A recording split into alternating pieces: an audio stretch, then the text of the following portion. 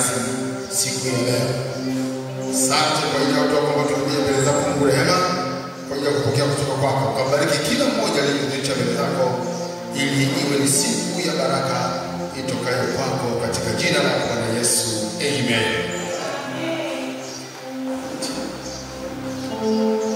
Neno letu ambalo tunajifunza siku ya leo ni chini ya kichwa kisemacho sikio lake si zito.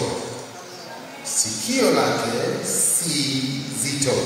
Isaya 59 na mstari ule wa kwanza. Kitabu cha Isaya sura ya 59 na mstari wa kwanza. Tazama, mkono wa Bwana au kukumbuka hata usiwezi kuokoa, wala sikio lake si zito hata lisiweze kusikia. Tazama, mkono wa Bwana ukukumbuka hata usiweze kuokoa, wala sikio lake si zito hata lisiweze kusikia. Neno hili kutoka kwa nabii Isaya unaeleza jinsi ambavyo Mungu ni Mungu anayesikia maombi ya watu wake. Mungu ambaye anasikia na ni Mungu ambaye anajibu. Na kwa sababu hiyo akawa anajaribu kuwaeleza watu wale ambao walikuwa waelewi ya kwamba Mungu anasikia. Kuna wakati ambao tunaweza tukaomba au tunaomba na tukaona ni kimya, na tunaweza tukadhani kwamba Mungu hasikii. Isaya akawa anawafundisha, anawaeleza kwamba Mungu ni Mungu anayesikia. Sikio lake si zito kama ni masikio ya wanadamu, bali ni mazito sana kusikia. Sivyo alivyo Mungu, ni Mungu anayesikia. Mambo ya Nyakati wa Pili sura ile ya 7 na mstari ule wa 12. Mungu alisikia maombi ya Suleiman. Mambo ya Nyakati wa Pili sura ya 7 mstari wa 12. Bwana akamtokea Suleiman usiku, akamwambia, nimesikia uliyoyaomba, na mahali hapa nimeichagulia kuwa nyumba ya dhabihu. Nimesikia uliyoyaomba. Mungu anamwambia Suleiman kwamba yale maombi yako uliyoomba mimi nimesikia, na kwa sababu hiyo nimeichagulia mahali hapa kuwa nyumba ya dhabihu, kuwa nyumba ya dhabihu. Kwa hiyo tunajifunza tofauti na watu wengine wanavyodhani kwamba nafikiri ni vigumu sana Mungu kusikia maombi ya mtu. Sivyo ilivyo kabisa. Mungu anasikia hata maongezi yetu. Achilia maombi, hata vile tunavyoongea sisi kwa sisi, Mungu anasikia. Ijapokuwa tunaongea sisi wenyewe, tunawasiliana sisi wenyewe, lakini hata maongezi yetu wenyewe tunaongea, Mungu huwa anasikia tunaongea nini. Ndio maana maandiko yanasema kwamba siku ile ya mwisho kila mtu atatoa hesabu kwa maneno aliyokuwa anaongea. Ulikuwa unaongea mwenyewe, au ulikuwa unaongea na mtu mwingine, au ulikuwa unasema uongo na mtu mwingine, wala ulikuwa unamwambia Mungu. Bado Mungu anasikia na anasema tutatoa hesabu kwa maneno hayo ambayo hayakuwa na maana au yalikuwa ni uovu. Mathayo sura ya 12 mstari ule wa 36 mpaka mstari ule wa 37. Mathayo 12 mstari 36 mpaka 37. Basi nawaambia, kila neno lisilo maana watakalo linena wanadamu, watatoa hesabu ya neno hilo siku ya hukumu. Kwa kuwa kwa maneno yako utahesabiwa haki, na kwa maneno yako utahukumiwa. Ni Mungu ambaye anasikia maneno yetu na tena anayafuatilia, na anasema maneno haya yanayozungumza au yanayotoka katika vinywa vyetu, ikiwa ni maneno mabaya, kwa maneno hayo tutahukumiwa. yakiwa ni maneno mema, basi maneno hayo tutahesabiwa haki. Sasa hebu fikiria jinsi ambavyo Mungu mazungumzo yetu wenyewe anayafuatilia ili apate kusikia kwamba tunaongea. Je, si zaidi pale ambapo tumekusudia kwamba sasa ni wakati ambao rasmi tunaongea na yeye Mungu? Maana kuomba ni kuzungumza na Mungu. Isipokuwa ziko sababu ambazo zinaweza kumfanya Mungu asisikie maombi yetu. Sio kwamba hasikii, anasikia, isipokuwa hawezi kujibu au hawezi kuchukua hatua yoyote. Kusikia anasikia, lakini hatafanya lolote. Kunakuwa na sababu. Hata kama ni maombi, atasikia maombi yetu, lakini ziko sababu ambazo zinamfanya Mungu asichukue hatua au asijibu maombi yetu. Bwana Yesu asifiwe. Sasa tunavyoona kwamba kuna ukimya fulani unaojitokeza katika kuomba na tukiona imekuwa kimya, tunadhani kwamba Mungu asikii. Hapana, Mungu anasikia.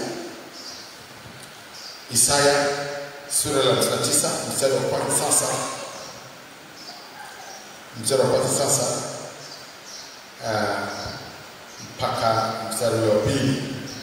Isaya 39 mstari wa kwanza mpaka pili. Tazama, mkono wa Bwana au kukumbuka hata usiweze kuokoa, wala sikio lake si zito hata lisiweze kusikia. Lakini lakini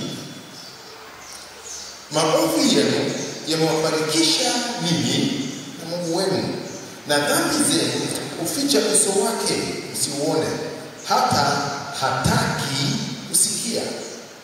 Anasikia lakini hataki kusikia maombi yetu kwa sababu ya uovu ulioko kwetu.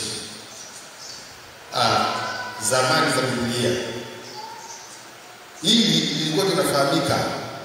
Wayahudi walikuwa wanajua habari kwamba Mungu hawasikii watu wenye dhambi, lakini ikiwa mtu ni mwenye haki, Mungu anamsikia huyo. Kwa hiyo ikiwa Mungu hamsikii mtu mwenye dhambi, lakini kwamba katika kuomba kwake mtu huyo atapata majibu, Mungu atanyamaza kimya. Yohana sura ya 9 mstari ule wa 31. Yohana 9:31. Twajua kuwa Mungu hawasikii mwenye dhambi, bali mtu akiwa ni mcha Mungu na kuyafanya mapenzi yake umsikia huyo. Mtu akiwa mcha Mungu na anaishi kwa kufanya mapenzi yake, Mungu anamsikia huyo. Bwana Yesu asifiwe. Bwana Yesu asifiwe. Unaweza kuona kwa mfano, Mungu si tu kwamba anasikia, lakini Mungu pia anasoma. Anasoma hata katika mambo tunayoandika, Mungu anasoma. Wakati mmoja Hezekia mfalme alipokea barua ya vitisho kutoka kwa mfalme wa Ashuru Senakeribu. Akaletewa barua ya vitisho kutoka kwa mfalme wa Ashuru. Hezekia mfalme aliyekuwa ni mtu wa Mungu, alichofanya yeye akaichukua ile barua ya vitisho aliyoipokea kutoka kwa mfalme wa Ashuru, akaenda nayo hekaluni. Katika kwamba kwake akamwambia Mungu, angalia, soma, ona jinsi ambavyo mfalme huyu ameyatukana majeshi ya Mungu. Na akawa anatoa hoja kulingana na ile barua. Na utaweza kuona maombi ya Hezekia alikuwa amejenga hoja yenye nguvu kutokana na ile barua ya vitisho aliyopokea kutoka kwa mfalme wa Ashuru. Na kwa sababu ya nguvu ya hoja aliyoitoa Hezekia, Mungu alichukua hatua kali sana. Mungu alichukua hatua kali sana, kama tunavyoona hapa katika kitabu cha Wafalme wa Pili sura ya 19. Wafalme wa Pili sura ya 19, tutasoma kwa kurukaruka mstari wa 10 mpaka 11, wa 13 mpaka 16, alafu 32 mpaka 35, ili tupate habari hii yote kwa ukamilifu. Jinsi ambavyo vitisho hivi vilivyotoka kwa wafalme walikuwa wameungana na wakamwandikia barua Hezekia. Na jinsi Hezekia alichukua hatua, akachukua ile barua akaenda nayo kanisani, akamwambia Mungu, angalia barua hii, uone, usome jinsi ambavyo watu hawa wameandika barua na wametukana watu wako. Alafu na kile ambacho kilitokea. Fungu la 2 sura 19 mstari wa 10 mpaka 11, alafu mstari wa 13 mpaka 16, alafu 32 mpaka 35. Tunaona mwambieni Hezekia mfalme wa Yuda maneno haya, akisema asikudanganye Mungu wako unayemtumaini, akisema Yerusalemu hautatiwa katika mikono ya mfalme wa Ashuru. Tazama, umesikia ni mambo gani wafalme wa Ashuru waliozitenda nchi zote kwa kuziangamiza kabisa. Je, utaokoka wewe? Hayo ndio ambayo ujumbe ulikopo katika hiyo barua. Mstari wa 13 mpaka 16. Sasa yuko wapi mfalme wa Hamati? Yuko waraka unaendelea kueleza. Yuko wapi mfalme wa Hamati na mfalme wa Apadi na mfalme wa mji wa Sefavaimu na wa Hena na wa Iva? Basi Hezekia akaupokea waraka katika mikono ya wale wajumbe, akausoma, kisha akapanda akaingia katika nyumba ya Bwana, akaukunjua mbele za Bwana. Anasema akaukunjua ule waraka ili Mungu asome.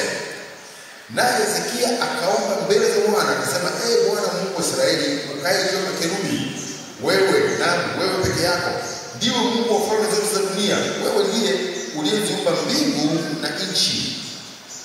Mstari ule wa 16. Sasa tega sikio lako Bwana usikie, fumbua macho yako Bwana uone, usikie maneno ya Senakeribu ambayo amemtuma mtu aje nayo ili kumtukana Mungu aliye hai. Bwana Yesu asifiwe. Sasa unaweza kuona kuna kitu ambacho tunajifunza hapa katika maombi ya Hezekia, jinsi ambavyo maombi haya alijenga hoja.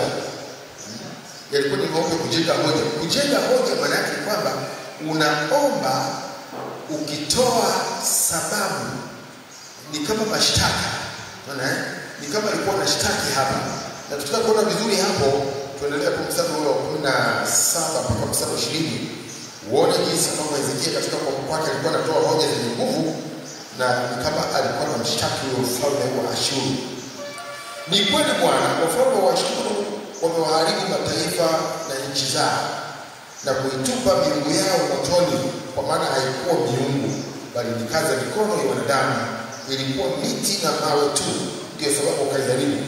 Basi sasa Bwana Mungu wetu, utuokoe sisi na mkono wake na kusii, ili kwamba falme zote za dunia zipate kujua ya kuwa wewe ndiwe Bwana Mungu, wewe peke yako. Ndipo Isaya mwana wa Amozi akapeleka ujumbe kwa Hezekia akisema, Bwana Mungu wa Israeli asema hivi, kwa kuwa umeniomba juu ya Senakeribu mfalme wa Ashuru, mimi nimekusikia. Bwana Yesu asifiwe. Mungu anajibu, anamtuma nabii aende apeleke majibu kwa Hezekia aliyekuwa anaomba kwamba Mungu amefanya nini? Amesikia. Ni Mungu anayesikia. Bwana Yesu asifiwe. Na kwa sababu amesikia, maelezo anayotoa Mungu sasa yapo katika mstari wa 32 mpaka 35. Tunaona matokeo yake. Basi Bwana asema hivi kwenye majibu yale ambayo alikuwa amemtuma Isaya. Basi Bwana asema hivi katika habari za mfalme wa Ashuru, yeye hata uingia mji huu, wala hata piga mshale hapa, wala hata kuja mbele yake kwa ngao, wala hata jenga boma juu yake. Njia ile ile aliyojia, kwa njia hiyo hiyo atarudi zake, wala hata ingia ndani ya mji huu, asema Bwana. Maana nitaulinda mji huu ni uokoe kwa ajili yangu mwenyewe na kwa ajili ya Daudi mtumishi wangu. Ikawa usiku huo huo, malaika wa Bwana alitoka akaingia kituo cha Waashuri, akawapiga watu 185,000. Na watu walipoondoka asubuhi na mapema, kumbe hao walikuwa wote pia, walikuwa maiti wote pia. Bwana Yesu asifiwe. Bwana Yesu asifiwe. Hoja alizozitoa hapa Hezekia kwamba huyu mfalme katika hii barua aliyoandika, huyu amekutukana wewe Bwana, maana adhani ya kwamba eti wewe Mungu, maana sema kwamba huyu Mungu asiwadanganye. Ni nani ambaye anawahi kuokoka katika mikono ya mfalme wa Ashuru? Huyu Mungu wenu asiwadanganye. Sasa Hezekia naomba, anamwambia huyu Mungu, hawa watu wamekutukana wewe. Kutukana wewe. Maana anasema kwamba eti wewe unatudanganya, huwezi kutuokoa. Amekutukana, amekufanya ni Mungu usiyeweza kuokoa, na tena amekufananisha na hiyo miungu mingine. Maana anasema yuko wapi mfalme wa Hamati, mfalme wa Apadi, mfalme wa mji wa Sefarvaimu na Hena na Waiva. Kwa hiyo anafananisha Hezekia na miungu ya nchi hiyo ya wafalme hao waliowashinda. Ndipo Hezekia anasema kwamba hao hawakuwa miungu tofauti na Mungu ambaye yeye anamtegemea. Bwana Yesu asifiwe. Ili Mungu sawa mojawapo ya Mungu kwa kusikia maombi yetu, pale ambapo tunaomba lazima tujenge hoja. Lazima ueleze unaomba nini na kwa sababu gani.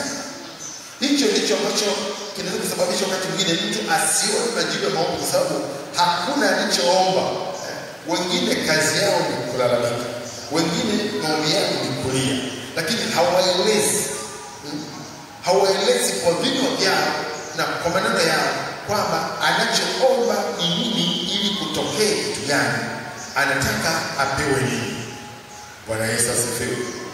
Utaweza kuona hata watoto wetu wanapokuwa wamekuja mbele zetu wanaanza kulia.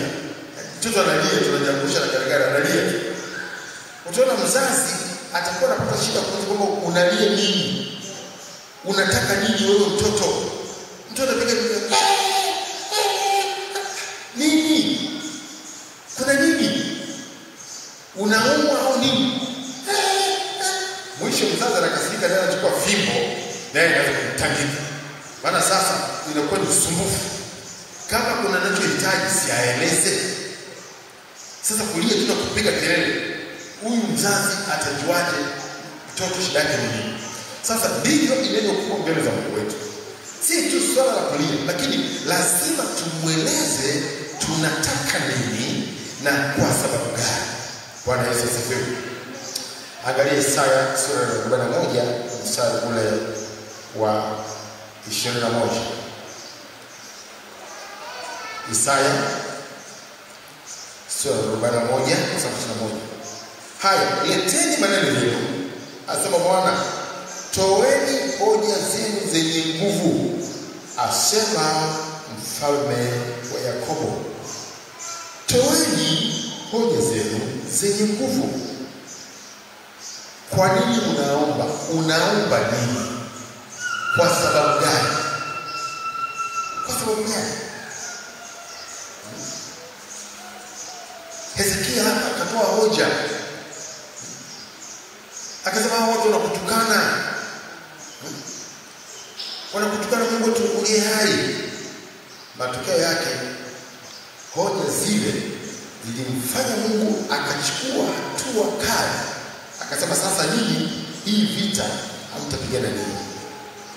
Hamtapigana nini? Kwa habari ya kwamba Ashuru, yeye hata uingia mji huu, maana ilikuwa ni katika mji ule ambao unakaa mfalme pale na watu wake. Kwa hiyo hawa wanaofanya vita iliwapasa kutoka kuja kufanya vita katika ule mji wa mfalme. Sasa Mungu yeye mwenyewe anasema, yeye huyo mfalme hata uingie mji huu wala hata piga mshale hata mmoja.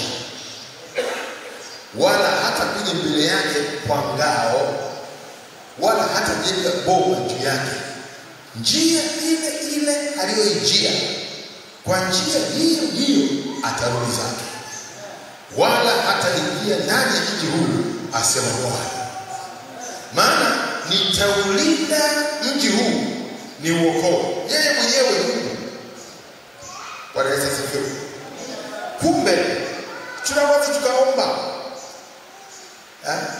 tukaomba mbele za Mungu, na Mungu anasema huyo adui hataingia katika mji huu, wala hatapiga mshale. Hakuna risasi itakayopigwa hapa. Mimi Mungu nasema. Bwana Yesu asifiwe. Wala hatakuja mbele yake kwa ngao, wala hatajenga boma. Njia ile ile uliyoijia, njia hiyo hiyo ndio tutakayorudia katika jina la Yesu. Maana nitaulinda mji huu ni uokoe kwa ajili yangu mwenyewe. Bwana Yesu asifiwe. Unajua watu wengi tunakuwa na hofu na tunadhani kwamba Mungu hasikii na Mungu hajibu. Kwa hiyo mimi nikwambie, tunapokuwa tunaomba maombi tukiwa ni wenye haki, si maombi ambayo tunayaomba katika dhambi. Hapana. Tunaomba maombi kama watu ambao tumetakasika, wenye haki mbele za Mungu. Na tukaomba maombi tukatoa na hoja zenye nguvu, tukamweleza Mungu kwa nini tunahitaji jambo hili. Huenda tunakabiliwa na vita kama alikuwa anakabiliwa na vita Hezekia. Huenda tunakabiliwa na hatari ya vita. Tuna hatari ya adui, tuna hatari ya mashambulizi, tuna hatari yote ambayo tukabili mbele yetu. Tunapokuwa tunaomba na kutoa hoja zenye nguvu, mimi nakwambia Mungu ana uwezo kuingilia kati na akazuia mipango yote ya adui katika jina la Yesu. Na akasema adui hataweza kuingia kwenye huu mji, wala hatapiga mshale hata mmoja. Maana mimi Mungu nitaulinda mji huu kwa ajili yangu mimi mwenyewe katika jina la Yesu. Lakini nyakati hizi tuna watu wasioamini. Tunao watu ambao waamini. Huyu alikuwa ni Hezekia ambaye alichukua barua aliyoandikiwa na mfalme wa Ashuru, akaenda nayo hekaluni, akaenda kanisani kama hapa. Akamwambia Mungu, ona, mbona macho, angalia, ona, so hawa watu, angalia, wamekutukana wewe Mungu, ati tusikusikilize wewe, tusikutumainie wewe, eti wewe huna uwezo kutuokoa sisi. Angalia mtu huyu amekutukana wewe. Zile hoja zilikuwa zina nguvu sana mbele za Mungu. Na Mungu sasa yeye mwenyewe akasema, sikiliza, ninyi hamtapigana, wala hawa watu hawataingia kwenye huu mji, wala hawatapiga mshale wowote. Mungu alichofanya, alituma malaika kwenye kituo cha askari wale wa maadui usiku. Malaika mmoja akaingia usiku. Askari wale walikuwa kupumzika, sijui walikuwa wamepanga kwamba kesho, nafikiri kukicha ndio watakuwa wanamvamia Hezekia. Wakiwa wamelala, malaika akaingia pale mmoja, akaua askari 185,000 wote maiti. Wanaamka asubuhi ni maiti zimetapakaa. Hawa watu wamekufa za ngapi haijulikani, walikufa na nini haieleweki, ilikuwaje haieleweki. Unadhani wale waliobakia walifanyaje? Kama wamekuta askari 185,000 wamekufa pale na hawajasikia kishindo, hawajasikia mlio wote, hawajasikia kitu chochote, ni watu tu wamelala, hawajaamka asubuhi, kuna vita tena? Hamna vita. Bwana amepigana yeye mwenyewe. Ikawa usiku huo huo malaika wa Bwana alitoka, akakiingia kituo cha Waashuri, akawapiga watu 185,000. Na watu walipoondoka asubuhi na mapema, kumbe hao walikuwa maiti wote pia. Bwana Yesu asifiwe. Sasa hivyo ndivyo Bwana anapigana vita yeye mwenyewe. Ndio maana nyamaza kimya, Bwana atawapigania ninyi. Nyamaza kimya, Bwana atafanya nini? Atatupigania vita hivyo. Na Biblia inasema vita si vya kwenu, vita ni vya nani? Vita ni vya Bwana. Lakini kwa sababu ya maombi yanaweza kumfanya Bwana vita vikawa sio vyetu tena. Vita vikawa sio vyetu tena kwa sababu ya maombi. Kwa sababu ya maombi. Kwa hiyo tunaposema tuombe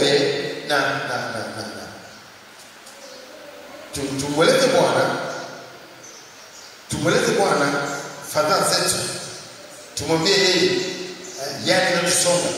Yeye anaweza akasimama akafanya vita mwenyewe na yeyote anayeinuka kinyume chetu na kama adui yetu. Kitabu cha Kutoka sura ya 14 mstari wa 14. Kitabu cha Kutoka 14:14. Bwana atawapigania ninyi, nanyi mtanyamaza kimya. Kutoka 14:14.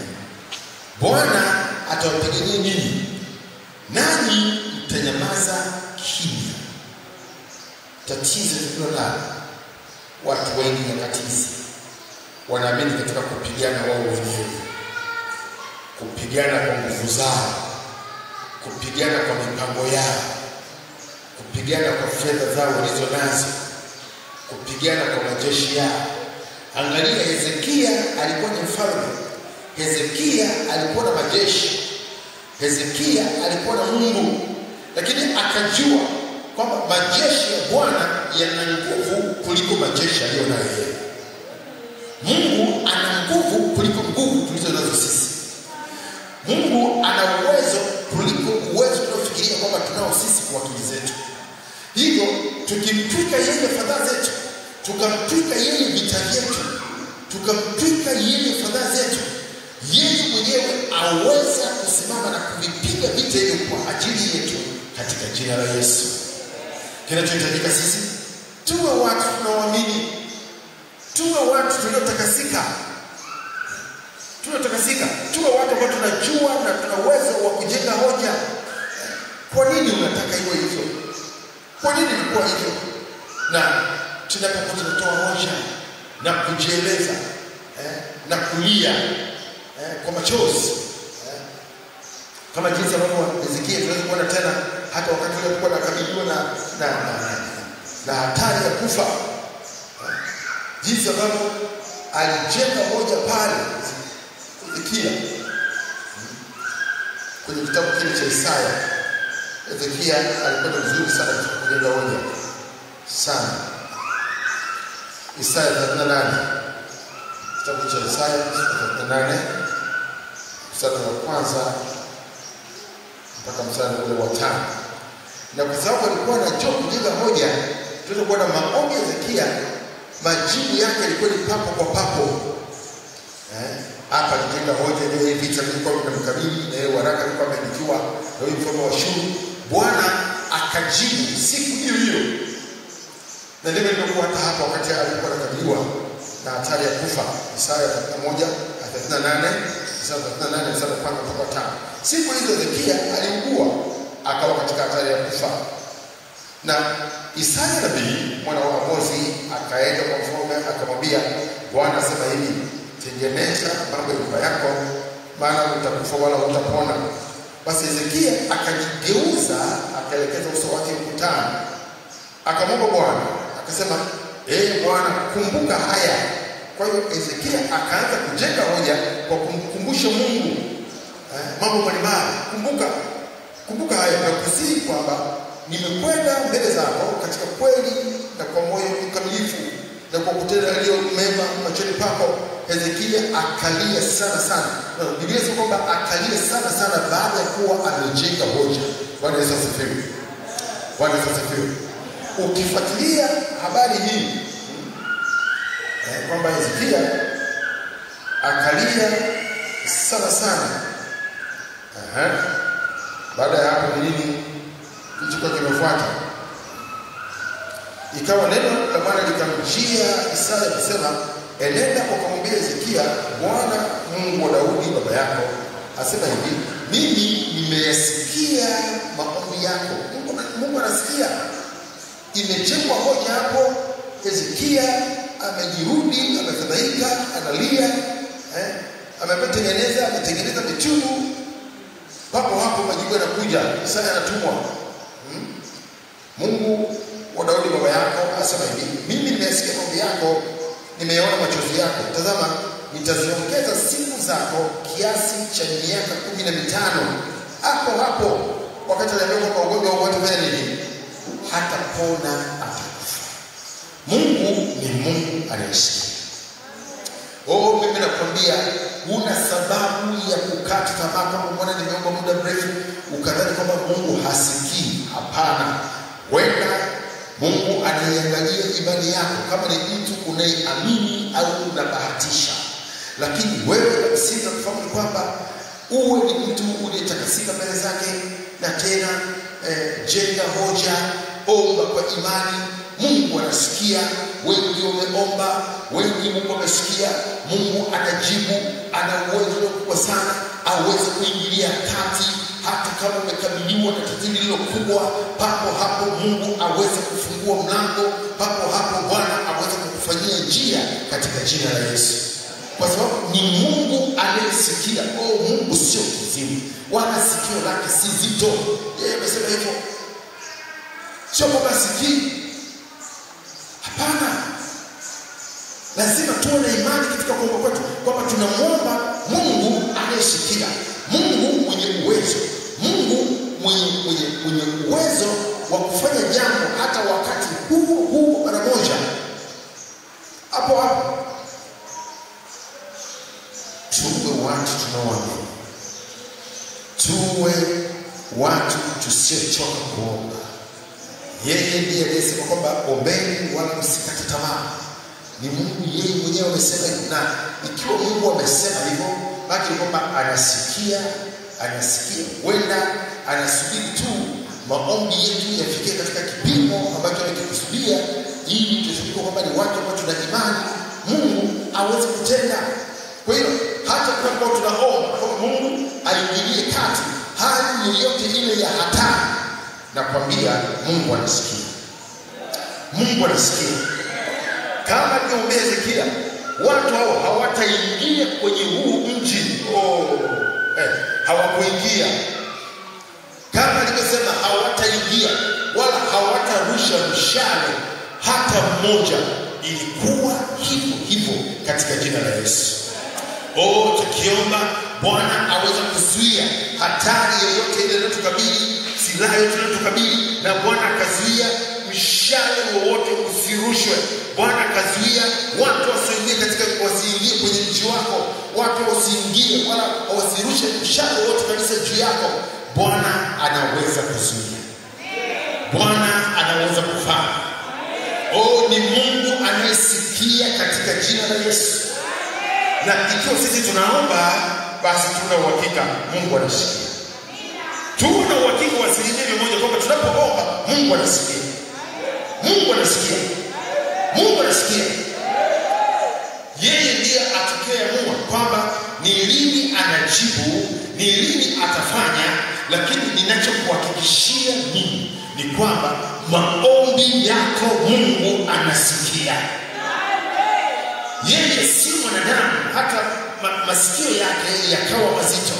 Yeye sio mtu kabisa. Waliochagulia Mungu anasikia. Mungu anasikia katika mazingira mbalimbali tofauti.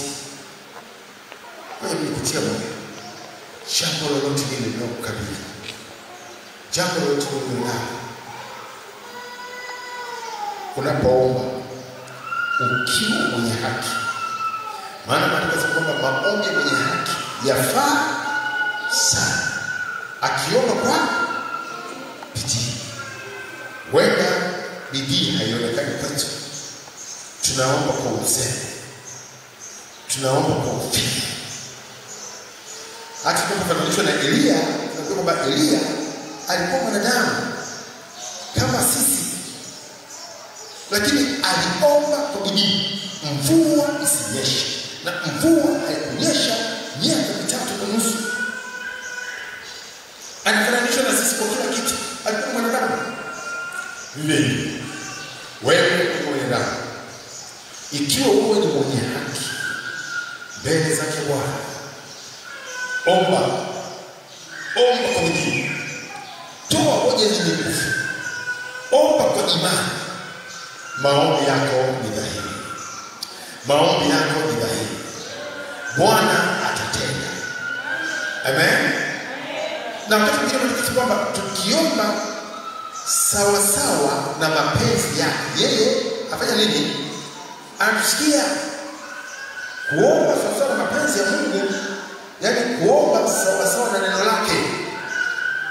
Wako watu ambao wanaomba vitu vya ajabu. Sasa kwa namna hiyo tusitarajie kwamba tunaweza kupokea kitu. Lakini tuombe sawa sawa na mapenzi yake Mungu. Maandiko yanasema kwamba yeye anasikia. Yaani huyu Mungu atajibu. Ikiwa sisi tunaomba sawa sawa na mapenzi yake, Mungu atajibu. Lakini tukiomba kinyume, kwa mfano wako ambao anaweza kama anamwombea mtu fulani kwamba mimi huyu mtu simpendi afe. Huyu simpendi afe. Bwana, huyu mume wangu siku hizi ananitesa, simpendi. Sasa kwa sababu maandiko yanasema kwamba siwezi kuolewa na mwanamume mwingine mpaka huyu ndiye naye afe. Mungu anakuomba huyu afe ili niolewe na mume mwingine. Hakuna maombi namna hiyo. Kwa nini usife wewe ili yeye aombe? Hapo na nabii afe yeye au ufe wewe. Sasa unaanza huko ndio kunaitwa kuomba vibaya. Wala hampati kwa sababu waomba vibaya. Kuna kuomba vibaya vile kama maandiko yanasema katika Yakobo kwamba hampati kwa sababu waomba vibaya kinyume na mapenzi ya Mungu. Lakini pale ambapo tunaomba sawa sawa na mapenzi yake, yeye huyu Mungu wetu anasikia. Kwa hiyo ni juu yetu sisi kuhakikisha kwamba tunaomba sawa sawa na mapenzi ya Mungu ili tuweze kupokea kutoka kwake katika jina la Yesu. Amen. Kinyume cha hapo ni vigumu kuona tunapokea mambo yale ambayo tumekuwa tukiomba. Mungu atusaidie ili kuomba kwetu tuombe kwa kutoa hoja zenye nguvu, na tena tuombe sawa sawa na mapenzi yake. Tuombe kwa bidii tukiwa wenye haki. Hakika yeye huyo atainuka kwa ajili yako katika jina la Yesu. Tunajua jinsi ambavyo Ayubu aliomba alipopatwa na mabaya. Alifiwa na watoto, akapotelewa na mali zote, zikaharibiwa kila kitu, yeye mwenyewe afya yake ikaharibika sana. Ayubu alikuwa kwamba katika mambo yote hakutenda dhambi kwa kinywa chake, na akawa tunitoa maombi namna hiyo. Hata mke wake alijaribu kumshawishi kwamba aweze kumkana Mungu namna hiyo. Ayubu alikataa. Akasema huyu anaenda kama mmoja wa wanawake wapumbavu. Tunaweza kupata mema tusipate mabaya. Lakini tuseme nini? Si kufuru Mungu ukafe. Akakataa kwamba watu kufuru Mungu. Kwa hiyo hatimaye Ayubu huyu ambaye ilikuwa ni jaribu lake akaonekana ni mwenye haki na Mungu akajibu maombi yake. Hatimaye Ayubu Mungu wake au mtetezi wake akasimama juu ya nchi, akamtetea vile vyote alivyopoteza, akarudishiwa maradufu zaidi katika jina la Yesu. Bwana aweze kufanya zaidi ya hayo katika jina la Yesu. Tuendelee kuomba, tuwe na imani na maombi. Usiangalie watu walioko kushoto kwako wanasema nini, watu walioko kulia kwako wanasema nini. Ili ni swala la imani ya mtu mmoja, ni jeshi la mtu mmoja. Hezekia ni mtu mmoja. Biblia inasema kwamba Hezekia aliwakusanya watu wa ufalme wake, akaanza kuomba nao, Hapana, yeye mwenyewe alienda hekaluni, akachukua barua ile, akaifungua mbele za Bwana, akaanza kuomba yeye kama yeye Hezekia aliyekuwa mfalme wakati ule. Na Bwana akaangalia maombi ya Hezekia, na Bwana akaiponya nchi yake. Adui zake hawakuingia katika mji ule, wala hawakurusha mshale katika mji ule. Bwana akapigana yeye mwenyewe vita vile, na Hezekia akawa ameshinda katika jina la Yesu. Sisi nasi tupo katika nafasi ya kushinda katika jina la Yesu. Nasema utashinda katika jina la Yesu. Amen. Nzuri sana. Basi tumefikia mwisho. Neno letu sasa, wakati mzuri wa kumbele Bwana. Simama mahali pale ulipo. Simama mahali pale ulipo. Mshukuru Mungu. Mwambie Bwana asante kwa ajili ya neno hili. Maana wewe ni Mungu ambaye umesema sikio lako si zito.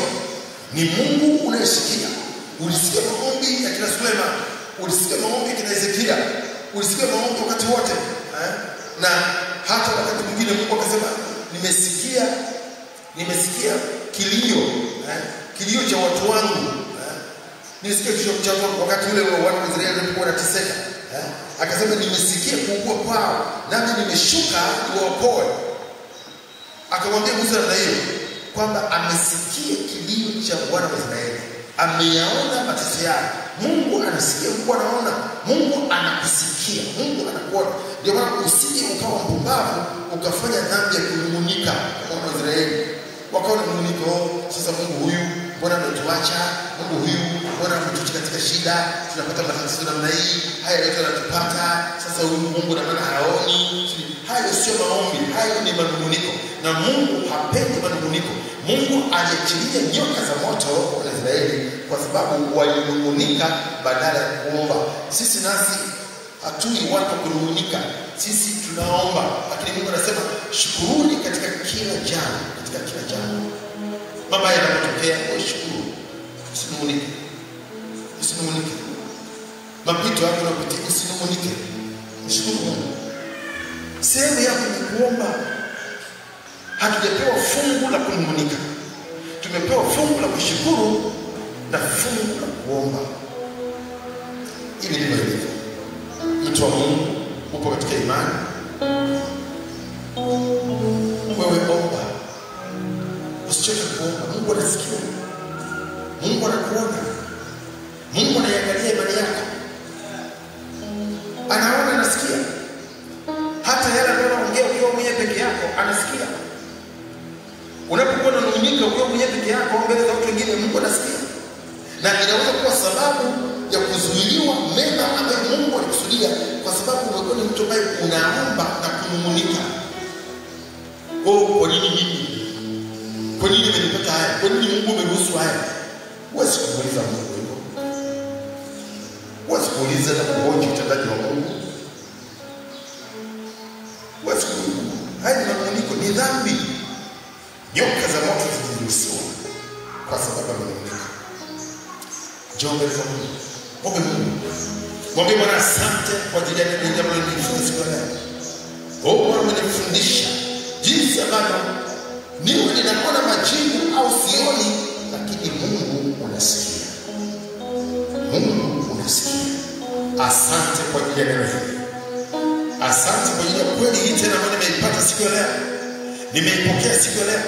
Ya kuwa wewe ni Mungu ambaye unasikia, na kwa sababu hiyo mimi ninatarajia kupokea. Wewe nilikuwa sijatoa hoja zenye nguvu mbele zako. Bwana, nitatoa hoja zenye nguvu. Wewe nilikuwa siombi kwa bidii. Bwana, nipe neema. Niongeze bidii yangu katika kuomba kama alivyokuwa anaomba Elia. Woda nilikuwa nikija mbele zako nikiwa si mwenye haki. Bwana, nisaidie. Niishi maisha ya haki yanayokupendeza wewe. Nikiwa ni mtu ambaye ninajitakasa wakati wote. Nikijiangalia nilivyo, nijapo mbele zako, niwe ni mtu ambaye ninaleta mbele zako maombi ya mtu mwenye haki, na tena niombe kwa bidii. Bwana tusaidie. Vile ulisikia maombi ya Hezekia, Bwana, alipokabiliwa na hatari ya mfalme wa Ashuru, akawa amejikusanya na wafalme wenzake ili kuja kufanya vita na Hezekia. Bwana, aliomba Hezekia.